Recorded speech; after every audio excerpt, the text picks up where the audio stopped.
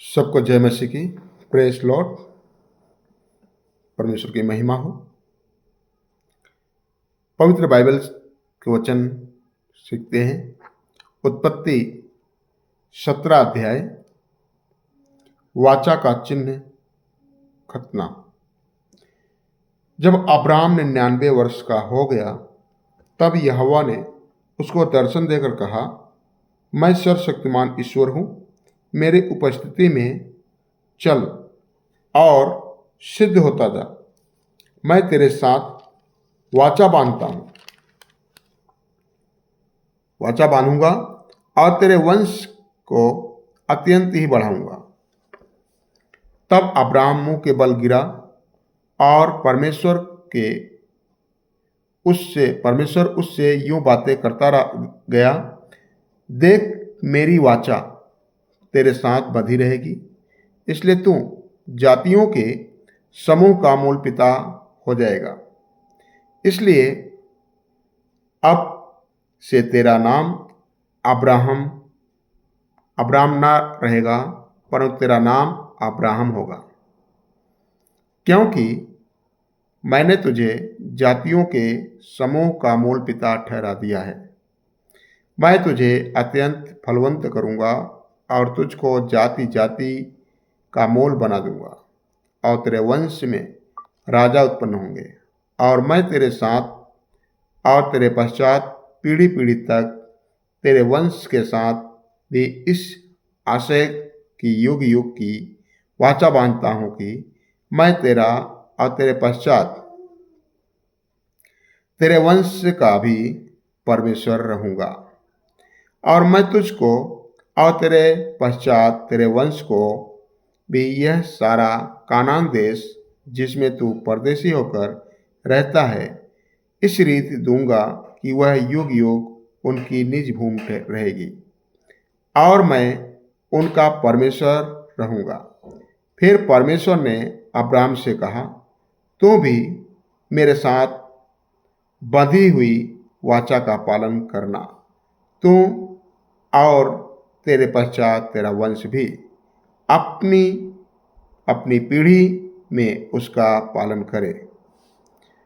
मेरे साथ बंधी हुई वाचा जिसका पालन तुझे और तेरे पश्चात तेरे वंश को करना पड़ेगा, वह यह है, तुम में से एक पुरुष का खतना हो। तुम अपनी अपनी खलड़ी का खतना करा लेना। जो वाचा मेरे और तुम्हारे बीच में है, उसका यही चिन्ह होगा। पीढ़ी पीढ़ी में केवल तेरे वंश ही के लोग नहीं, पर जो तेरे घर में उत्पन्न हुआ हो अथवा परदेशियों से रुपया देकर मोल लिया जाए, ऐसे सब पुरुष भी जब 8 दिन के हो जाए तब उनका खतना किया जाए। जो तेरे घर में उत्पन्न हो अथवा तेरे रुपये से मोल लिया जाए, उसका खतना अवश्य ही किया जाए। इस प्रकार मेरी वाचा जिसका चिन्ह तुम्हारी देह में होगा, वह युग युग रहेगी। जो पुरुष खतना रहित रहे, अर्थात जिसकी खलड़ी का खतना ना हो, वह प्राणी अपने लोगों में से नष्ट किया जाए, क्योंकि उसने मेरे साथ बांधी हुई वाचा को तोड़ दिया। फिर परमेश्वर ने अब्राम से कहा, तेरी जो पत्नी सारे है, उसको तू अब सारे न कहना, उसका नाम सारा होगा। मैं उसको आशीष दूंगा और तुझको उसके द्वारा एक पुत्र दूंगा। और मैं उसको ऐसी आशीष दूंगा कि वह जाति जात की मूल माता हो जाएगी और उसके वंश में राज्य राज्य के राजा उत्पन्न होंगे। तब अब्राम मुंह के बल गिर पड़ा और हंसा और मन ही मन कहने लगा, क्या 100 वर्ष के पुरुष की भी संतान होगी? और क्या सारा जो 90 वर्ष की है पुत्र जनेगी? और अब्राम ने परमेश्वर से कहा, इस्माइल तेरी दृष्टि में बना रहे, यही बहुत है। तब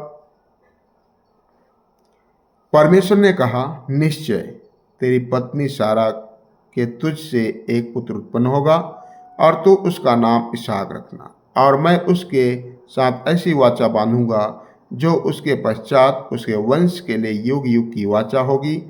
इस्माइल के विषय में भी मैंने तेरी सुनी है, मैं उसको भी आशीष दूंगा और उसे फलवंत करूंगा और अत्यंत ही बढ़ा दूंगा। उससे 12 प्रधान उत्पन्न होंगे और मैं उससे एक बड़ी जाति बनाऊंगा, परंतु मैं अपनी वाचा इसहाक ही के साथ बांधूंगा, जो सारा से अगले वर्ष के इसी नियुक्त समय में उत्पन्न होगा। तब परमेश्वर ने अब्राहम से बातें करनी बंद की और उसके पास से ऊपर चढ़ गया। तब अब्राहम ने अपने पुत्र इस्माइल को लिया और उसके घर में जितने उत्पन्न हुए थे और जितने उसके रुपये से मोल लिए गए थे, अर्थात उसके घर में जितने पुरुष थे, उन सबों को लेके उसी दिन परमेश्वर के वचन के अनुसार उनकी खलरी का खतना किया। जब अब्राम की खलरी का खतना हुआ तब वह 99 वर्ष का था, और जब उसके पुत्र इस्माइल की खलरी का खतना हुआ तब वह 13 वर्ष का था। अब्राम और उसके पुत्र इस्माइल दोनों का खतना एक ही दिन हुआ, और उसके घर में जितने पुरुष थे जो घर में उत्पन्न हुए तथा जो परदेशियों के हाथ से मोल लिए गए थे, सबका खतना उसके साथ ही हुआ। आमीन।